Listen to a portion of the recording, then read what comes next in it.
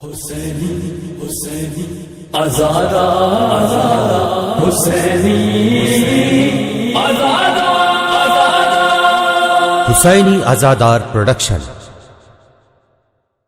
رو کے عباس نے صدا جو دی مقتل سے دل فگار، میرا سلام لیجئے یا شاہ نامدار، تھامے کمر حسین پکارے کہ میں نثار، کیسی صدا یہ آئی میرا دل ہے بے قرار، جنگل میں وہ حسین کو بے آس کر گیا، ہائے میں کیا کروں میرا عباس مر گیا۔ ویورز، آج اس عزاخانے کی تیسری مجلس یعنی 8 محرم کی مجلس مولا عباس علیہ السلام کے حوالے سے منعقد کی جا رہی ہے، اور اس مجلس کو خطاب فرمائیں گی ذاکرہ محترمہ کسا زہرا صاحبہ۔ اور آج اس 8 محرم کی مجلس میں نوحہ خوانی کے فرائض کو انجام دیں گی محترمہ امرین نقوی صاحبہ۔ گھر میں سجاؤ پرچم عباس با وفا، اور اس کے پاس لا کے رکھو شہ کا تعزیہ، پڑھتے رہو حسین کی غربت کا مرثیہ، تھا جس کا انتظار وہ دن پھر سے آ گیا، پرسے کو شہزادیے کونین آئیں گی، فرش عزا پہ مادر حسنین آئیں گی۔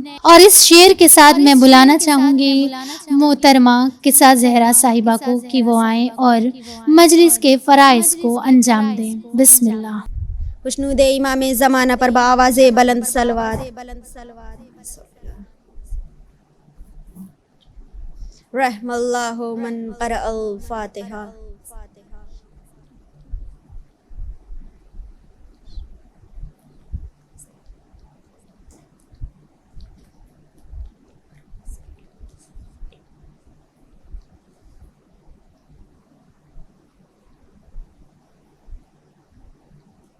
لا حول ولا قوة إلا بالله العلي العظيم، أعوذ بالله من الشيطان اللعين الرجيم، بسم الله الرحمن الرحيم، رب اشرح لي صدري ويسر لي أمري واحلل عقدة من لساني يفقهوا قولي، اللهم صل وسلم وزد وبارك على صاحب الدعوة النبوية والصلاة الحيدرية والإسمة الفاطمية والحلم الحسنية والشجاعة الحسينية والعبادة السجادية والمعاصر الباخرية والأسرار الجعفرية والعلوم الكاظمية وحجج الرضوية والجود التقوية والنقوة النقوية والحيبة العسكرية والغيبة الإلهية بالحق صلوات پڑھیں۔ الحمد للہ رب العالمین والصلاة والسلام علی سیدنا والنبینا بالقاسم محمد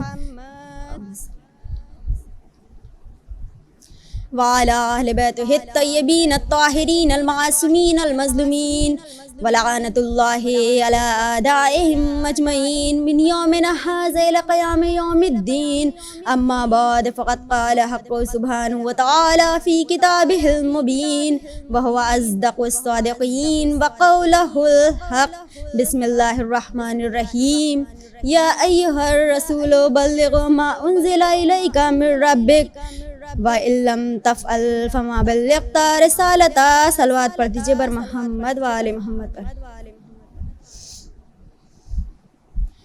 آغاز کلام میں سب سے پہلے ساری تعریف و توصیف، ساری خلاقیت، ساری نورانیت، ساری وحدانیت اس معبود حقیقی کے لیے ہے کہ جو تمام عالمین کا پالنے والا ہے، وہ پروردگار عالم کہ جس کے کہنے سے ہم نے آدم کو صفی اللہ مانا، وہ خدا کہ جس کے کہنے سے ہم نے نوح کو نبی اللہ مانا، وہ خدا کہ جس کے کہنے سے ہم نے ابراہیم کو خلیل اللہ مانا، وہ خدا کہ جس کے کہنے سے ہم نے کعبہ کو بیت اللہ مانا، وہ خدا کہ جس کے کہنے سے ہم نے قرآن جیسی پاک و پاکیزہ کتاب کو کتاب اللہ مانا۔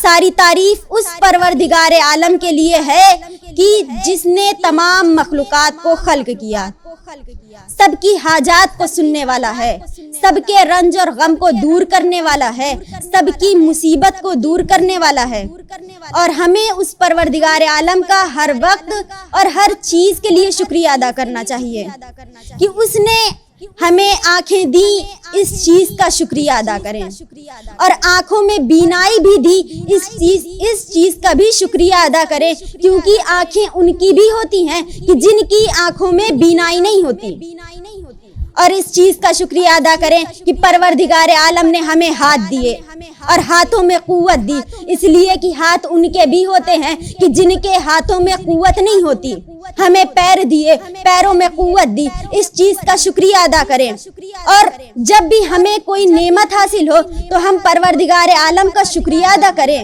ہمارے چھٹے امام جعفر صادق علیہ السلام ارشاد فرماتے ہیں کہ اللہم صلی علی محمد و آل محمد، امام فرماتے ہیں کہ جب بھی ہمیں کوئی نعمت نصیب ہو تو اس کے سلسلے میں ہم پروردگار عالم کی حمد و ثنا کریں اور اپنی پیشانی کو خاک پر رکھیں اور پروردگار عالم کی حمد کریں۔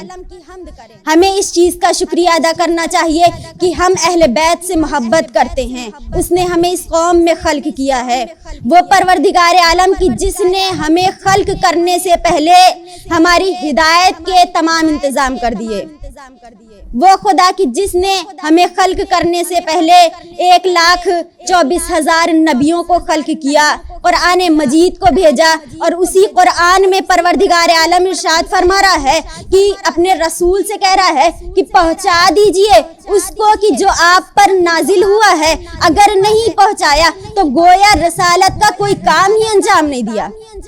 کون رسول؟ وہ رسول کی جو طٰہٰ بھی ہیں، یاسین بھی ہیں، مزمل بھی ہیں، مدثر بھی ہیں، جن کی منزل کعبہ قوسین و ادنیٰ، جن کا مقام عرش معلیٰ کی بلندیاں، وہ رسول کی جس کے لیے اللہ نے کہہ دیا کہ جس کا میں رب ہوں اس کے محمد نبی ہیں۔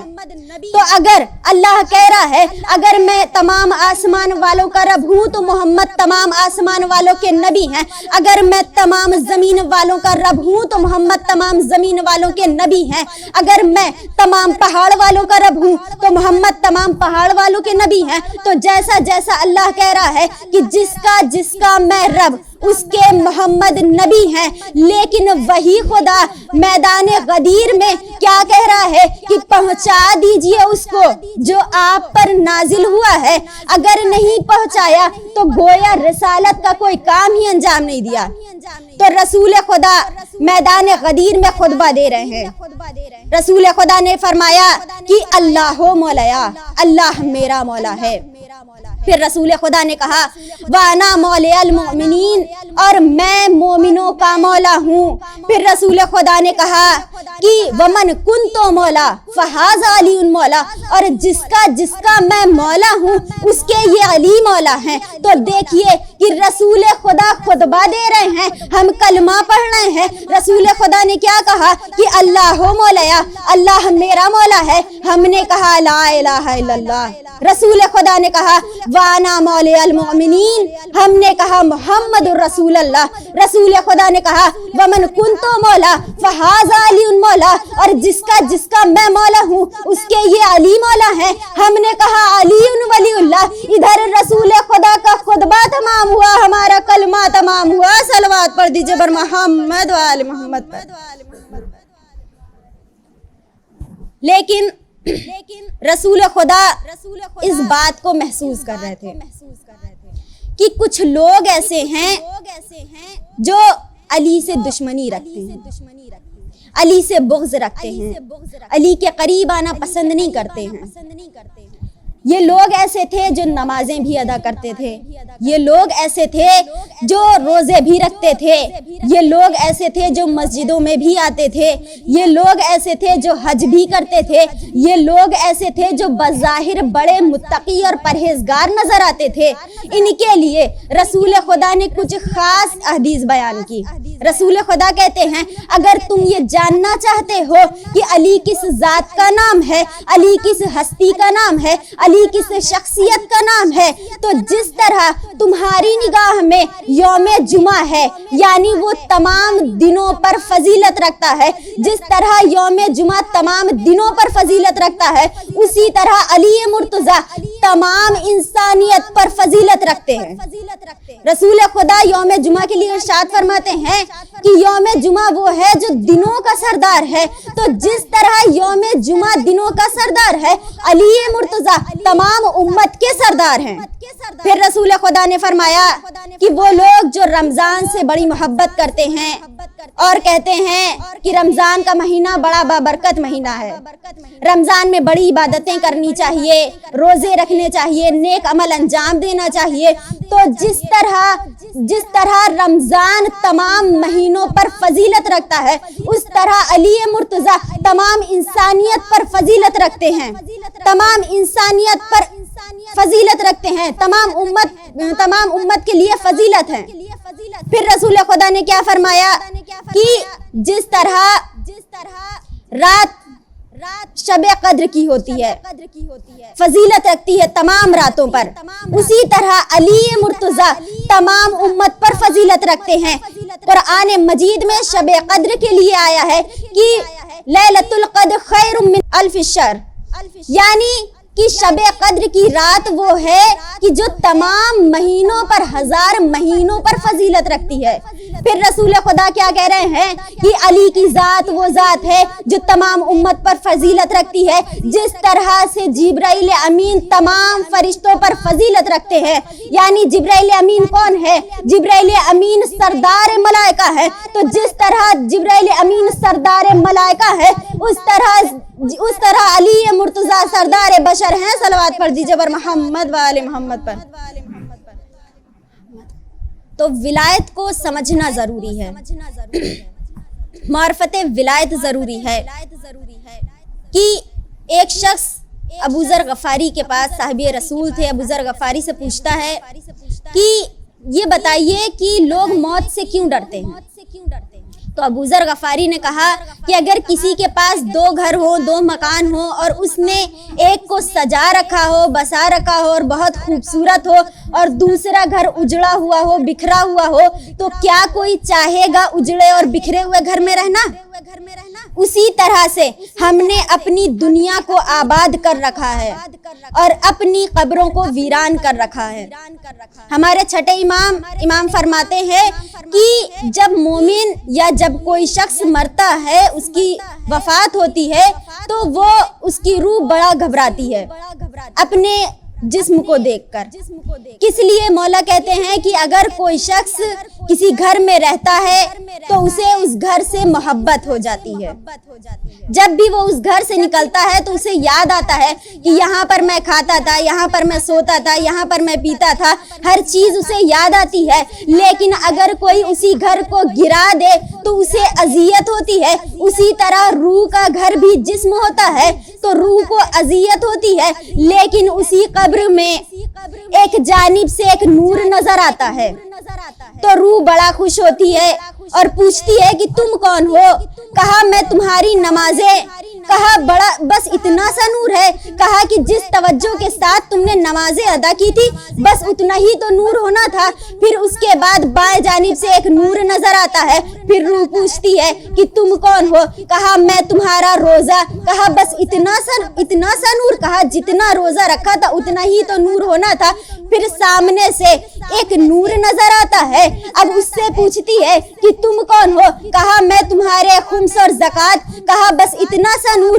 اب حج و زیارات عمرے کا نور نظر آتا ہے، کہتی ہے کہ تم کون ہو؟ کہا میں تمہارا حج اور زیارات عمرے लगता है नूर बहुत कम है, लेकिन एक नूर ऐसा आता है सरहाने से कि पूरी कब्र मुनव्वर हो जाती है। अब एक मर्तबा रूह पूछती है कि तुम कौन हो, तो वो नूर कहता है मैं विलायत अली। तो हमें डरने की जरूरत नहीं है, क्योंकि हम ऐसे मौला को मानने वाले हैं जो हमारा दुनिया से लेकर कब्र में और कब्र से लेकर हश्र तक साथ देने वाले हैं। और शायर क्या खूब कहता है कि दुनिया है अकायद के तसर्रुफ का तमाशा, दुनिया है अकायद के तसर्रुफ का तमाशा।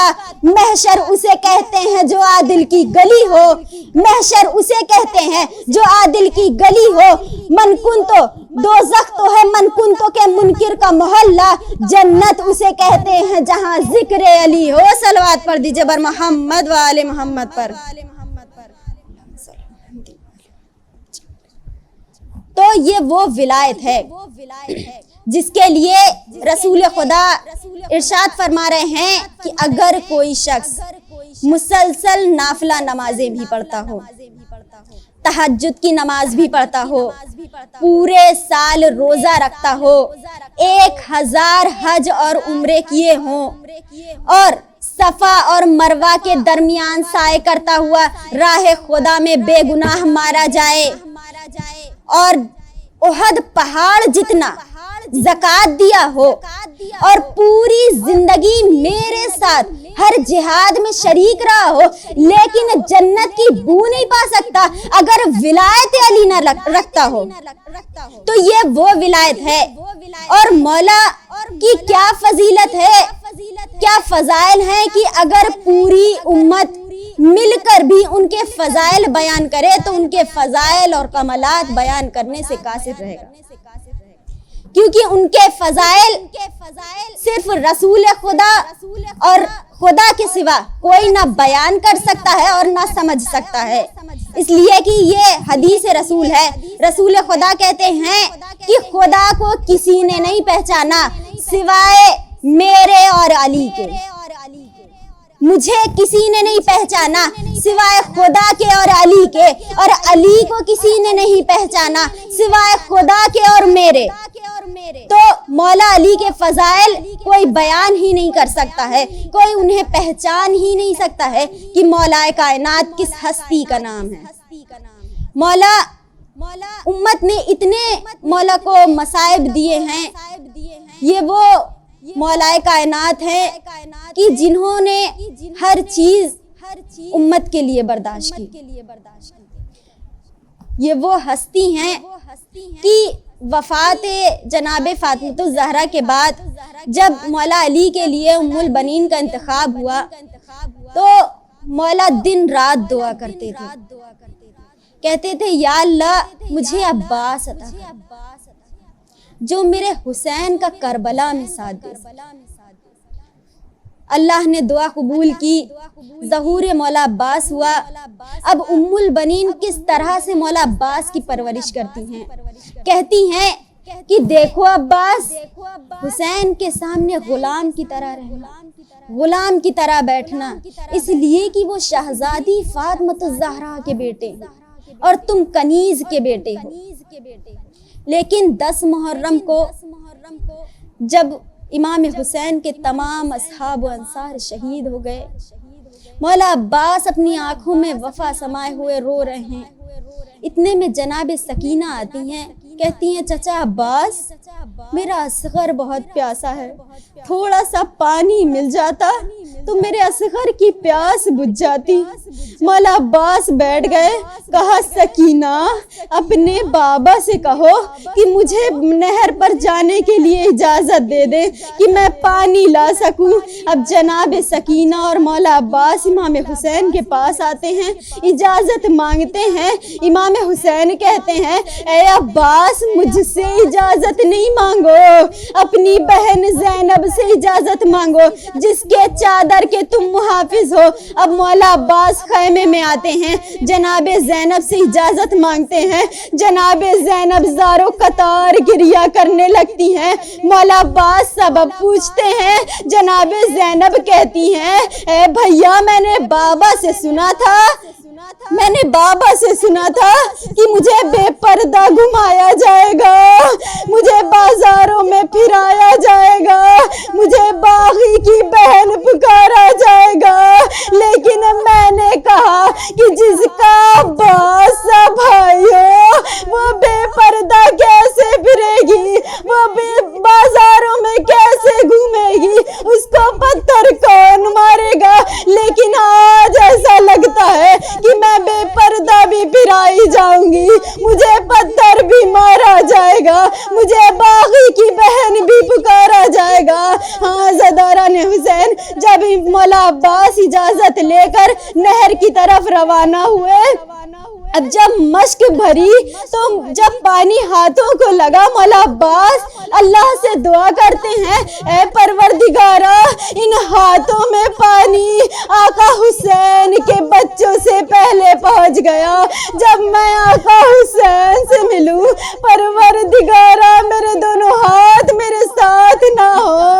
عزیزوں، یہ وہ عباس ہے کہ جب مشک بھر کر خیمے کی طرف روانہ ہوتے ہیں، فوج یزید میں تلاطم مچ جاتا ہے، تیروں کی بارش ہوتی ہے، کوئی تیر سینے پر آ کر لگتا ہے، کوئی بازو میں لگتا ہے، ایک بازو مولا عباس کا قلم ہو جاتا ہے اور عالم مشک کو دوسرے ہاتھ میں سنبھالتے ہیں، اب تیر دوسرے ہاتھ میں لگتا ہے، دوسرا بازو بھی قلم ہو جاتا ہے، مولا عباس نے مشک کو اپنے دانتوں میں سنبھالا، خیمے کی طرف بڑھتے جاتے ہیں، ایک ظالم نے مشک کا نشانہ لگایا، مشک پر تیر لگنا تھا، مولا کی ساری آس ختم ہو گئی، اور ایک ظالم نے چہرے کا نشانہ لگایا، آنکھ پر تیر لگا، مولا آنکھ کا تیر نکالنے کے لیے جھکے،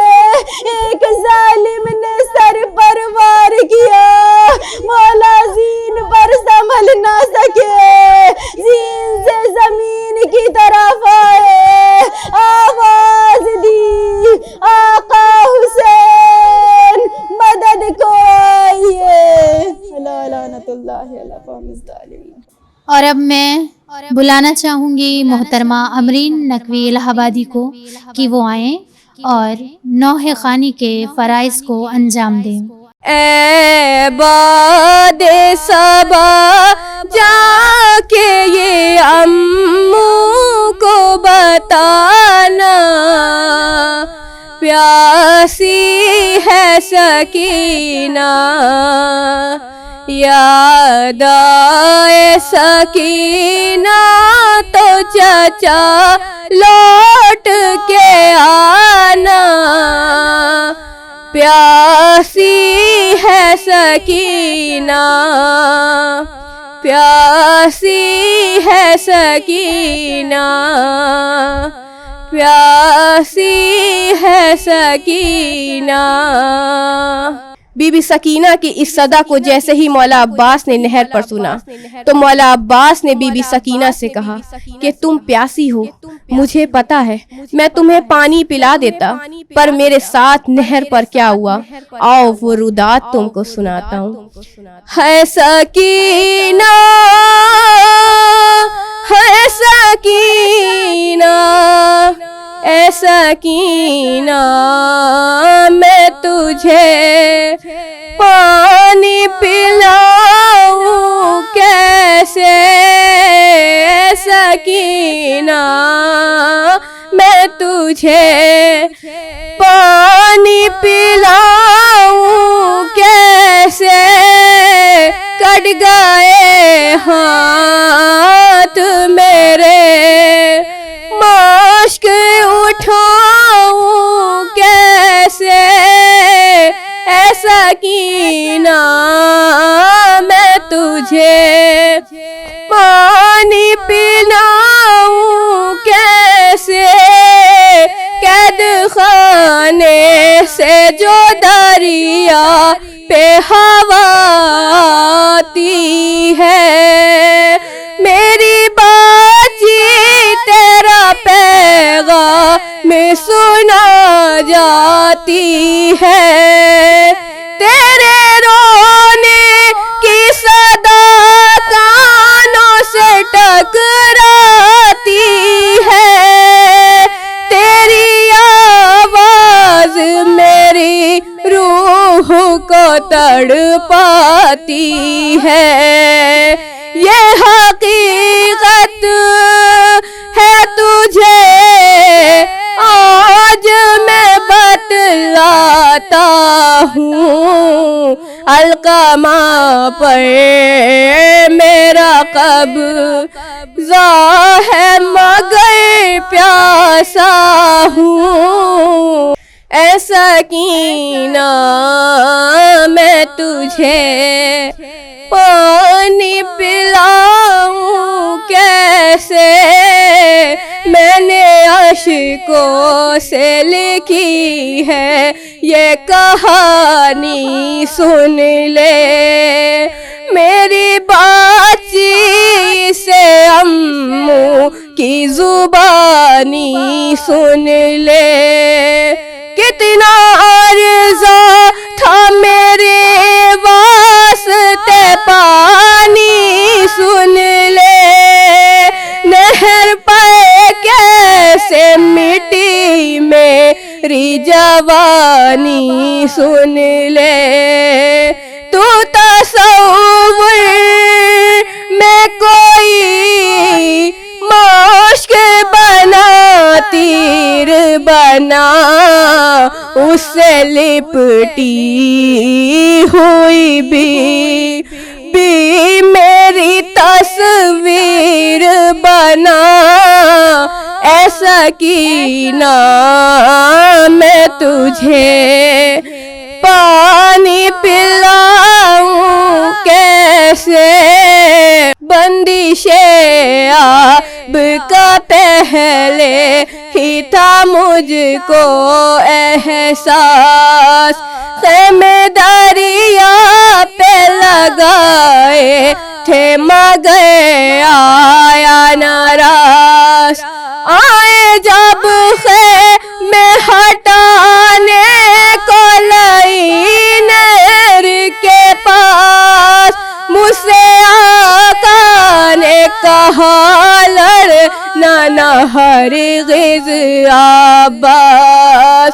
مرضی شاہ پہ سر اپنا جھکایا میں نے. اپنے ہی ہاتھوں سے خیموں کو ہٹایا میں نے. اے سکینہ تو نے جب لا کے دیا ننھی سی ایک مشکیزہ. دل میرا خوش ہوا مل جائے گی اب اذن وغا. آج دنیا کو بتاؤں گا میں عباس ہے کیا. سونپ کے مشق مگر یہ میرے آقا نے کہا.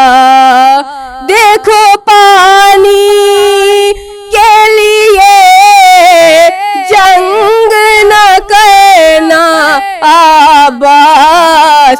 صرف یہ مشق ہی تم نہر سے بھرنا عباس. اے سکینہ میں تجھے پانی پلاؤں کیسے.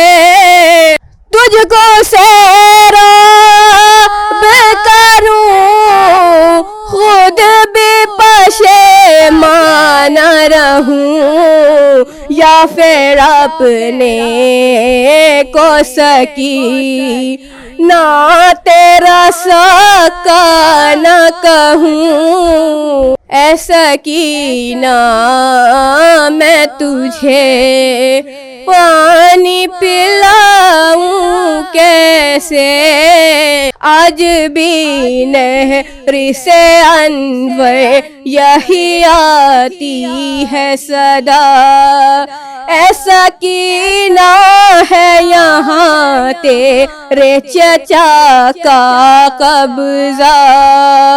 اب نہ ہوگا کوئی انسان لب دریا پیاسا.